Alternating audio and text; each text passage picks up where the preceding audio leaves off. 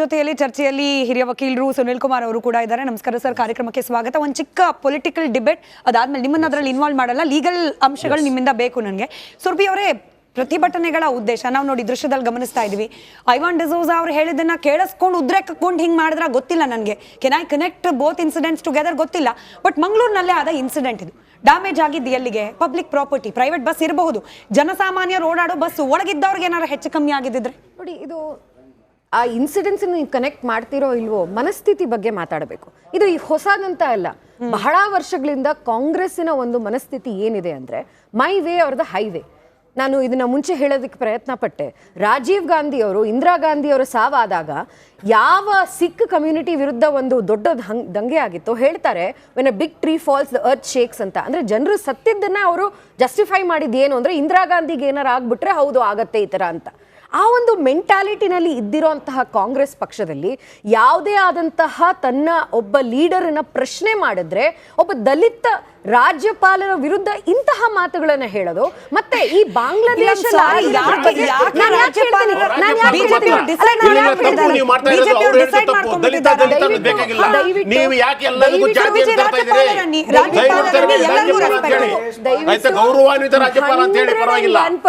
ಗೌರವಾನ್ವಿತ ರಾಜ್ಯಪಾಲರು.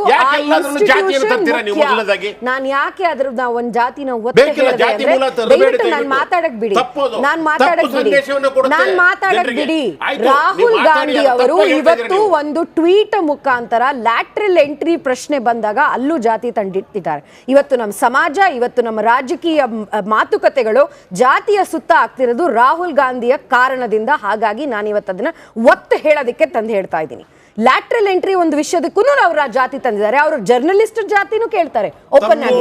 ತಪ್ಪು ಸರ್, ತಪ್ಪೆ, ನಾನು ಅದನ್ನ ವಾಪಸ್ ತಗೋತೀನಿ. ಗೌರವಾನ್ವಿತ ರಾಜ್ಯಪಾಲರನ್ನ ತಮ್ಮ ಐಡೆಂಟಿಟಿ ಮೂಲಕ ಅವರನ್ನ ಪ್ರಶ್ನೆ ಕೇಳಿ, ಅವರ ಕೇಪಬಿಲಿಟಿಯನ್ನ ಪ್ರಶ್ನೆ ಕೇಳಿ, ಯಾವುದೇ ಆದಂತ ಒಂದು ಕಾನ್ಸ್ಟಿಟ್ಯೂಷನಲ್ ಪೋಸ್ಟ್ ಅಲ್ಲಿ ಇರೋರ್ನ ಸೌಂಡ್ ಮೈಂಡ್ ಅಂಡ್ ಇದರಲ್ಲಿ ಮಾಡಿದಾರ ಒಂದು ಸ್ಯಾಂಕ್ಷನ್ ಅಂತ ಹೇಳೋದಕ್ಕೆ, ಪ್ರಶ್ನೆ ಕೇಳೋದಕ್ಕೆ ದೇರ್ ಇಸ್ ಡ್ಯೂ ಪ್ರಾಸೆಸ್.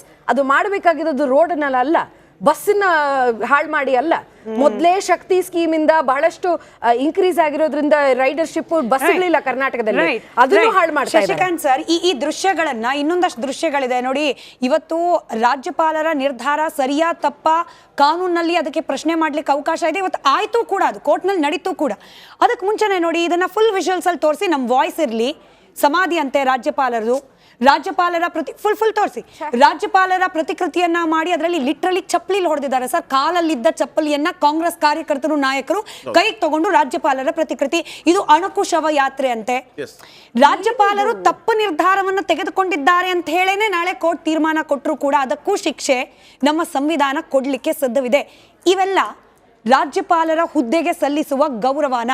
ಇಲ್ಲಿ ನಾನು ಬಿಜೆಪಿ ಅವ್ರು ಮಾಡಿದ್ರು ಇದೇ ಪ್ರಶ್ನೆ ಕೇಳ್ತಾ ಇದ್ದೆ. ನೀವು ಹಿಂದೆ ಕೂಡ ಹಿಂಗೆ ಆಗಿತ್ತು ಅಂತ ನೀವು ಹೇಳ್ಬೋದು ಸರ್. ಅದಕ್ಕೆ ಹೇಳ್ತಿದ್ದೀನಿ, ಯಾರೇ ಮಾಡಿದ್ರು, ಯಾವುದೇ ಪಕ್ಷದವ್ರು ಮಾಡಿದ್ರು ಕೂಡ ತಪ್ಪೇದು.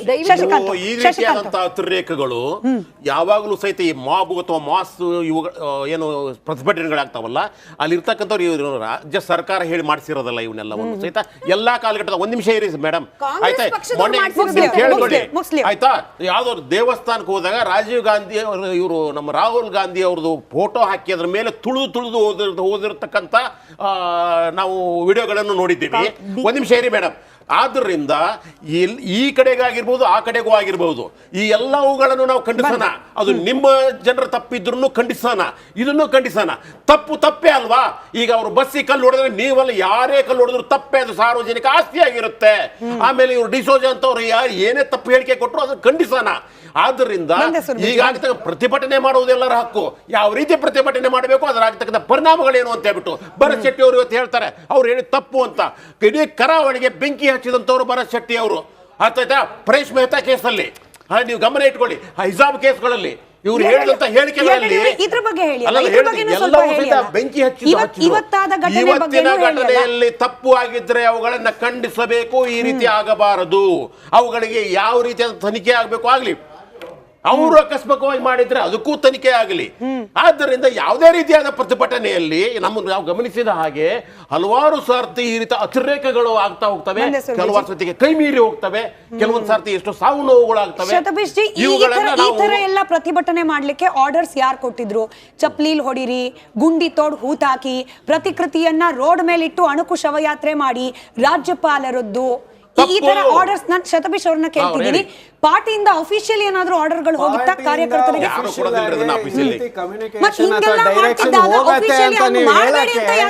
ಇದು ಹಾಸ್ಯಾಸ್ಪದವಾದಂತಹ ವಿಷಯ.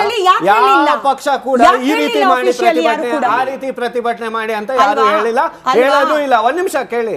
ಇವಾಗ ನಾವು ಫಸ್ಟೇ ಹೇಳ್ದೆ, ಕಾನೂನನ್ನ ಕೈಗೆ ಯಾರಾದ್ರೂ ತಗೊಂಡ್ರೆ ಅಥವಾ ಉಲ್ಲಂಘನೆ ಮಾಡಿದ್ರೆ ಅವ್ರ ವಿರುದ್ಧ ಕೂಡ ನಾವು ಕಾನೂನಾತ್ಮಕವಾಗಿ ಪ್ರಕರಣವನ್ನ ದಾಖಲೆಯನ್ನ ಮಾಡ್ತೀವಿ. ಈ ವಿಷಯ ಇದೊಂದು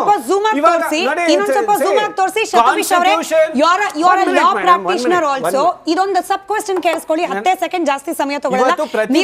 ಯಾಕೆ ಆಗ್ತಾ ಇದೆ ಅಂತ ಚರ್ಚೆ ಮಾಡ್ಬೇಕಾದ್ರೆ ಯಾವ ರೀತಿ ಆಗ್ತಾ ಇದೆ ಅಂತ ನೀವು ಚರ್ಚೆ ಮಾಡ್ತಾ ಇದ್ದೀರಾ? ಪ್ರತಿಭಟನೆ ಯಾಕೆ ಆಗ್ತಾ ಇದೆ? ಶತಬೀಶ್ ಜಿ, ಬಿಫೋರ್ ನೀವು ಅದನ್ನ ಮುಂದುವರ್ಸ್ಕೊಂಡು ಹೋಗೋಕ್ ಮುಂಚೆ ಇಲ್ಲಿದ್ದಾರಲ್ಲ ಇವರೆಲ್ಲ ಕಾಂಗ್ರೆಸ್ನ ಕಾರ್ಯಕರ್ತರು ಅನ್ನೋ ಇನ್ಫಾರ್ಮೇಶನ್ ಇದೆ. ಜೊತೆಗೆ ಆ ಚಪ್ಲಿಲ್ ಹೊಡೆದಿದ್ ವಿಜುವಲ್ಸ್ ಹಾಕಿ ಅದು ಕೂಡ ಕಾಂಗ್ರೆಸ್ನ ಕಾರ್ಯಕರ್ತರು, ಸ್ಥಳೀಯ ನಾಯಕರು ಅನ್ನೋ ಮಾಹಿತಿ ಇದೆ. ನೀವ್ ಹೇಳ್ತಿದ್ರಿ ಅಲ್ವಾ, ಕಾನೂನನ್ನ ಕೈಗೆ ಯಾರೇ ತಗೊಂಡ್ರು ಕೂಡ ಶಿಸ್ತು ಕ್ರಮ. ಇವ್ರ ಮೇಲೆಲ್ಲ ಏನ್ ಶಿಸ್ತು ಕ್ರಮ? ಇವ್ರ ಮೇಲೆಲ್ಲ ಏನ್ ಶಿಸ್ತು ಕ್ರಮ? ಏನ್ ಒಫೆನ್ಸ್ ಅಂತ ನೀವು ಹೇಳ್ಬಿಟ್ರೆ IPC ಅಥವಾ ಹೊಸ BNS ಅಲ್ಲಿ ನಾನು ಇಮಿಡಿಯೇಟ್ ಆಗಿ FIR ದಾಖಲೆ ಮಾಡ್ತೀನಿ. ಇವಾಗ ಇವಾಗ ತಾನೇ ಹೇಳ್ತಾ ಇದ್ದು, ಪ್ರತಿಭಟನೆ ಮಾಡ್ಬೇಕಾದ್ರೆ ಐಡಲ್ಸ್ ನ ಹಾಕ್ಬಿಟ್ಟು ಅದಕ್ಕೆ ಬೆಂಕಿ ಹಾಕ್ತಾರೆ, ಟೈರ್ಗಳನ್ನ ಸುಟ್ಟು ಹಾಕ್ತಾರೆ. ಇದು what is the offence? One minute. ಇವಾಗ ನನ್ನ ಪ್ರಶ್ನೆ ಒಂದೇ, ಪ್ರತಿಭಟನೆ ಯಾಕೆ ಆಗ್ತಾ ಇದೆ ಅಂತ ನೀವು ಚರ್ಚೆ ಮಾಡೋದು, ಯಾವ ರೀತಿ ಆಗ್ತಾ ಇದೆ ಪ್ರತಿಭಟನೆ ಅಂತ ನೀವು ಕೇಳ್ತಾ ಇದ್ದೀರಲ್ಲ. ಶತಬೀಶ್ ಜಿ, ನನ್ನ ಪ್ರಶ್ನೆಯನ್ನ ದುರುಪಯೋಗ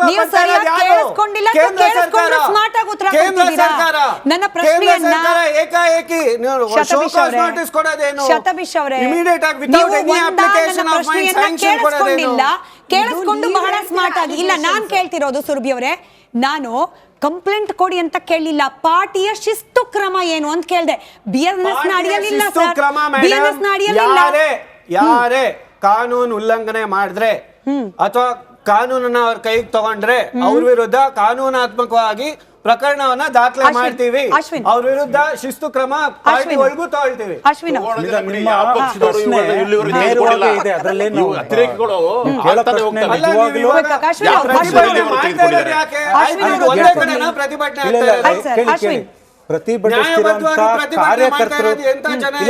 ವಿಷಯ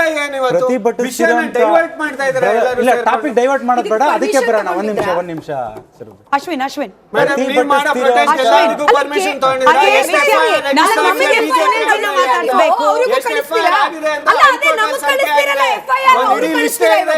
ನಮಗ್ ಕಳಿಸ್ತಿರಲ್ಲ.